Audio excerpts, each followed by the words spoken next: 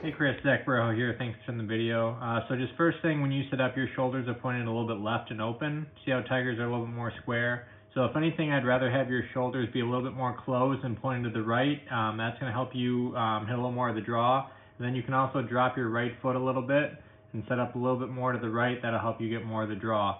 And then now if we look here at your swing plane, that's going to be the biggest thing that we got to fix here. So just as you're going back, so pretty good backswing, but then, and your top of your backswing's fine, maybe just a little more shoulder turn, get your left shoulder over your right knee. But then as you come down, here's where you're dead.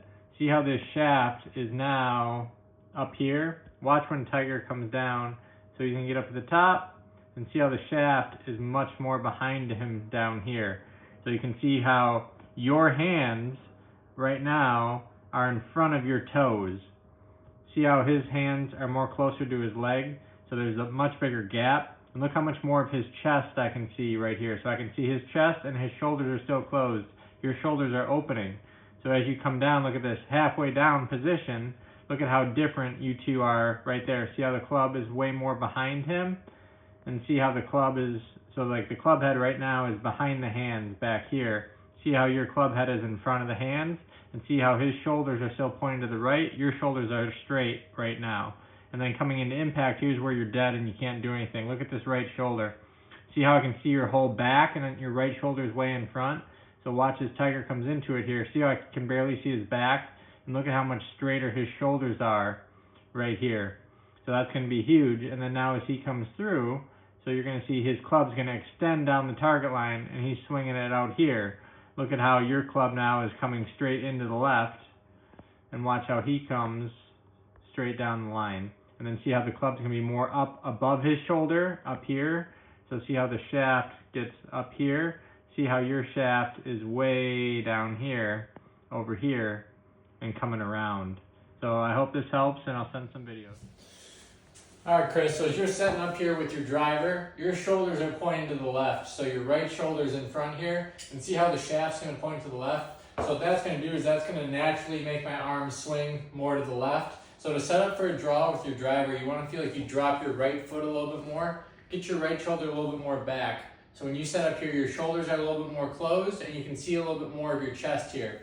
So it's going to feel like your shoulders are pointing to the right, but you can see how much more that arm swing. So for a guy slicing, you do not want to have your right foot forward. You want to make sure your right foot's dropped a little bit. And then as you come through, close the shoulders. That's going to help you get a bigger turn, swing more out to first base. All right, now, so as you get up to the top of your swing here, it looks like your left shoulder is a little bit over your left knee. I want to feel like that left shoulder gets all the way over your right knee, all the way over here. So as you turn, I want you to feel like your left shoulder gets all the way over your right knee and you're turning your core. So what's going to happen, if I go back and I restrict my core, I can only turn to here. But if I get my belly button more over my right leg and I turn my whole core and I turn my whole torso, I'm going to get back over this right side. So what's going to happen, if I go back and I don't turn, see how everything's going to come forward? So what happens is people don't turn back, but then they turn forward too much. So what you want to feel is you want to turn all the way back and then keep your back to the target and keep your left shoulder closed. So it's getting the left shoulder over the right knee, but then keeping the left shoulder closed right here. Because if that left shoulder spins open, my hands move forward. So if I get up to the top and my left shoulder spins open, my right shoulder comes forward and I come over the top. But what I want to feel is once I'm turned back here, I keep my left shoulder closed, and that left shoulder staying closed keeps my right shoulder back. So now once we have our shoulders turned and we're in that good position and we keep our left shoulder closed, we want to feel like our left hand comes straight down to our right pocket. So it's a straight down lowering. So what happens is a lot of people, their left hand moves out this way because their left shoulder's opening. And then it's kind of a chop this way. And then what happens is the club head gets out in front of the hands and the handle's pointed left and the club head's going to follow the handle and go left.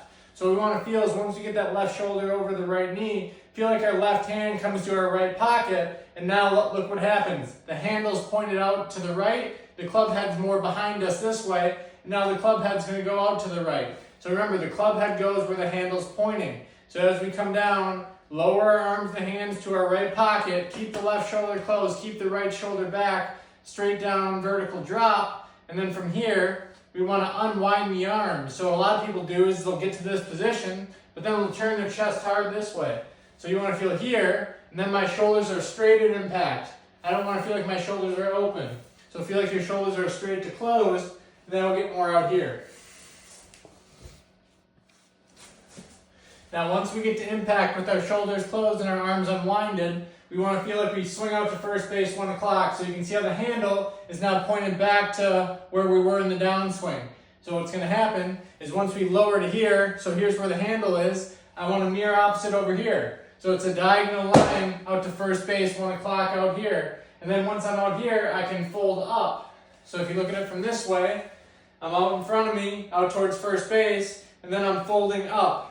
So I get to this position here, fold up. What a lot of people do is they open their shoulders and they pull across. So if you look at it from this way, they come down, they open their shoulders, hands are in front, and they pull across this way. Versus feeling out here, and I'm rotating my arms and swinging out to first base 1 o'clock. So now you can feel, get the club way out here, bring it back, lower it, bring it back. So you can see how there's no left movement. And then I start to swing it on a half circle out here, and I really round out the downswing. So right now you're too up and down. We got to feel more round, more low to high with the driver.